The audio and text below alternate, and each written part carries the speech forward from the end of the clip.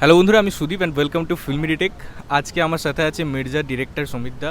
তো আজকে কথা হবে অবশ্যই মির্জা নিয়ে এবং তার জার্নি সম্পর্কে জানবো। সুমিত দা, ওয়েলকাম टू फिल्मी डिटेक। थैंक कैसे यू हैं आप? Thank you. बहुत बढ़िया हूँ और मैं ये बोलना चाहूँगा दैट हम लोग दो भाई हैं, we both are partners, Sumit Sahil and Sahil is coming late but we together have made the film. तो जो पहला क्वेश्चन रहेगा तो बिकॉज हम लोग बोलते हैं कि बंगाल कल्चर को प्रेजेंट करना कोई भी एक फिल्म में, जो चाहे वो कॉमर्शियली हो या फिर सेमी कॉमर्शियल, तो हम लोग मिर्चा में क्या ऐसे चीज़ देख रहे हैं जो बंगाल को रिप्रेजेंट करे एंड जो कॉमर्शियल एलिमेंट है वो भी उस पर इन्हेंस हो। इस पे क्या है? देखो मिर्ज़ा एक फ़िल्म है जो फर्स्ट ऑफ ऑल तो जो कल्चर की बात है, बेसिकली कल्चर का क्या होता है दैट कल्चरल हमेशा कोई भी कहानी में जिस रीजन का कहानी होता है तो उसमें वो कहानी में कल्चरल एसेंस डाला जाता है बेसिकली। बट कहानी जो बनती है वो यूनिवर्सल इमोशन पे बनती है विच इज़ कनेक्ट, जो हर कोई कनेक्ट कर पाए, चाहे वो फिर कोरियन हो, साउथ इंडियन लैंग्वेज हो, पंजाबी हो। तो मिर्ज़ा भी एक ऐसी कमर्शियल फिल्म है जो कि एक यूनिवर्सल इमोशन पे बनी है, जिसके साथ सिर्फ बांग्ला ऑडियंस नहीं, पूरा भारत कनेक्ट कर सकता है या पूरा वर्ल्ड कनेक्ट कर सकता है। It's a universal emotion. हाँ, इन यूनिवर्सल इमोशन है।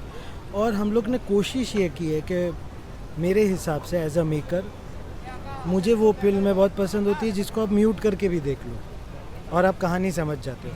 तो हमने कोशिश की है पूरी ईमानदारी से कि मिर्ज़ा अगर आप म्यूट करके भी देख लोगे तब भी आपको पूरी फिल्म समझ में आ जाएगी कि क्या फिल्म है। और रही बात कमर्शियल एलिमेंट्स की, कमर्शियल फिल्म्स का सिनेरियो बहुत ज़्यादा ग्रेट नहीं है यहाँ पे, तो हमारे लिए टफ़ था कि ये जॉनरे को रिवाइव करना है। ऑब्वियसली अंकुश को क्रेडिट जाता है दैट उसने ये इनिशिएटिव लिया और हम लोग को मौका दिया और हम लोग ने बहुत ही मेहनत करके कोशिश ये की है कि ज़्यादा से ज़्यादा लोगों को फिल्म एंटरटेन करे। क्योंकि मैंने यहाँ पे कोलकाता में जाके लियो देखी है, यहाँ पे कोलकाता पे जाके कई सारी सलार देखी है, एनिमल देखी है। तो जिस हिसाब से मैंने यहाँ की ऑडियंस को वो सारी फिल्म को एंजॉय करते हुए देखा है, तो मुझे कहीं ना कहीं पता तो है दैट वो लोग क्रेव कर रहे हैं कमर्शियल सिनेमा का। तो कोशिश ये रही है कि वो लोग को वैसा ही एंटरटेनमेंट इसमें भी मिले और पैसा वसूल हो उनका। आप तो पहले से ही मिर्ज़ा से जुड़े हुए हैं, जब से मिर्ज़ा था।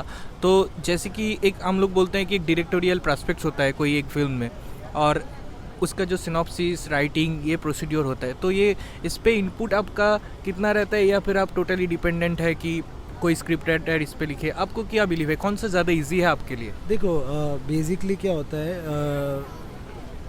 कोई लिख लेगा, कोई फ्रेम बना लेगा। फिल्म मेकिंग तो ऐसा प्रोसेस है नहीं। बेसिकली डायरेक्टर को स्टोरी टेलर होना बहुत ज़रूरी है, बिकॉज वो एवरी फ्रेम से स्टोरी को आगे बढ़ाता है, आगे ले जाता है। तो जब तक कि कोई भी लैंग्वेज की फ़िल्म हो, चाहे वो हिंदी हो, गुजराती हो, बंगाली हो, कोई भी लैंग्वेज की फ़िल्म हो, अगर डायरेक्टर वो स्टोरी का एसेंस समझकर उसको एवरी फ्रेम से करेक्टली कनेक्ट करके ऑडियंस तक पहुंचाता है, तो ही वो करेक्ट प्रोसेस होता है। जहाँ यहाँ पे अगर फेल हो जाता है तो विजुअली आपको आप डिसकनेक्ट हो जाओगे। सो ऑब्वियसली एक राइटर का जॉब है कि वो पूरी फिल्म लिखता है, अच्छे से लिखता है, वो उसका एक विज़न होता है। लेकिन वही सेम विज़न को स्केल अप करना या कहीं पे नॉट नेसेसरी तो स्केल डाउन करना, उसका जो विजुअल ट्रीटमेंट होता है उस पर डायरेक्टर को ऑब्वियसली काम करना पड़ता है। तो दैट वेज एक डायरेक्टर और उसकी पूरी टीम जुड़ जाती है कि इसको विजुअली कैसे करेंगे। ऑब्वियसली एक राइटर अपना बीजीएम लिख के तो देता नहीं है या शॉट टेकिंग लिख के तो देता नहीं। तो obviously there is number of departments, जो सारे एक्सपर्टीज़ जो है हम लोग शूट करके आते, सब कुछ करके आते, देन एडिटर अपना एक्सपर्टीज़ दिखाता है, बीजीएम वाला अपने एक्सपर्टीज़ दिखाता है। Though we all go hand in hand, हम लोग सब लोग साथ में मिलके काम करते हैं। लेकिन फिल्म तभी सबको अच्छी लगती है जब हर एक डिपार्टमेंट ऑनेस्टली परफॉर्म करता है। So it's a group effort, it's a team effort. सिर्फ डायरेक्टर नहीं, डायरेक्टर के सारे एडीज़ इक्वल इम्पॉर्टेंट है, सिर्फ डीओपी नहीं, डीओपी के एसोसिएट्स, गैफर और सेकंड कैमरामैन भी इम्पोर्टेंट है, बीजीएम इम्पोर्टेंट है, एडिटर इम्पोर्टेंट है, complete post production, pre production, production, जितने भी लोग हैं, केटरिंग करने वाले अगर भूखा रख देते तो सेट पे दिमाग संतुलित नहीं रहता है और आप शूट नहीं कर पाते। तो हर एक डिपार्टमेंट इतना इम्पोर्टेंट है और सब लोग की नीयत, ऑनेस्टली सब लोग का इंटेंट मिर्ज़ा के टूवर्ड्स इतना अच्छा था that we pulled out this, हम लोग मैनेज कर पाए to get this thing out.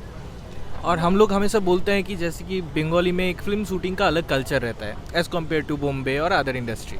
तो आप जैसे बंगाल में आके शूट कर रहे हैं, तो इस पर आपको कुछ ऐसा चीज़ दिखा या महसूस हुआ कि नहीं मेरे लिए थोड़ा टफ बन रहा है और थोड़ा मुझे स्पेस चाहिए? एज ए प्रोड्यूसर अंकुश दा ने कैसा इस पर काम किया? नहीं, देखो मैं एक बात ऑनेस्टली कहूँगा दैट मैंने बॉलीवुड में भी काम किया है, साउथ में भी बहुत काम किया है और बंगाली में मैंने बिग बॉस सीज़न 1 सीज़न 2 मिथुन दा, जीत दा के साथ बंगाली बिग बॉस किए थे। तो उसके बाद मैंने सुरेंद्र फिल्म्स के लिए एक फ़िल्म भी लिखी थी पाखी, जो बाबा यादव ने डायरेक्ट की थी अंकुश की। तो एज अ राइटर मैंने लिखा था, तो मेरा बंगाली इंडस्ट्री से एक कनेक्शन रहा है पहले भी। और रही बात यहाँ पे टफ़ पड़ा या ये, तो मैं एक चीज़ कहना चाहूँगा बहुत ही ऑनेस्टली कि मेरे लिए यहाँ पे बहुत इजी हुआ, इसीलिए क्योंकि बंगाली टेक्नीशियंस जो है वो सुपर्ब है, सब है यहाँ पे, सब है, मतलब सब है, मतलब आप डीओपी बोल दो, अगर बॉलीवुड में भी नंबर 1 डीओपी बंगाली है तो यहाँ का डीओपी भी सुपर्ब है। अगर वहाँ पे प्रीतम चक्रवर्ती को म्यूज़िक डायरेक्टर ले लो तो यहाँ पर भी म्यूज़िक ईशान और ओनिक ने वही लेवल का दिया है जो प्रीतम दा वहाँ देते हैं।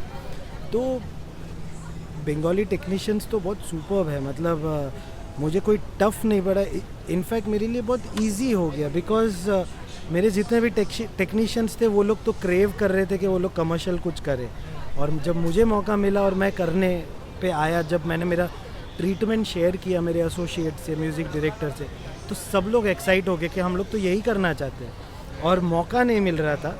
और फिर मौका बना और सब लोग ने अपना बेस्ट दिया। तो मैं ये बोलना चाहूँगा कि बहुत इजी था। इनफैक्ट मेरा कोरियोग्राफर जो है वो टेलीविज़न करता है, डांस बांग्ला डांस और वो सब करता है, उसने शायद ही कोई गाना किया होगा, ठीक है, मैंने तो देखा नहीं कि उसने कोई गाना किया है या गाना देख के हम लोग ने शॉर्टलिस्ट नहीं किया।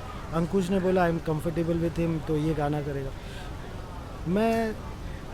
मुझे लगा कि इसने क्या किया है, कैसा है, थोड़ा डाउट है, बट द वे उसने होमवर्क किया है और वो सेट पे आया और जैसे वो काम कर रहा था, मुझे ऐसे लग रहा था कि मैं गणेश आचार्य को देख रहा हूँ। Dedicated, he was so planned, मतलब उसने कितना अच्छा और कितना फास्ट शूट किया है with 400 dancers. It is not a joke to control 400 dancers, to control such a unit. 400 dancers तो उसकी यूनिट है, उसके ऊपर 200-300 की यूनिट हमारी है, तो it's 700 people working on the floor and they all are following the choreographer because obviously choreographer is shooting the thing.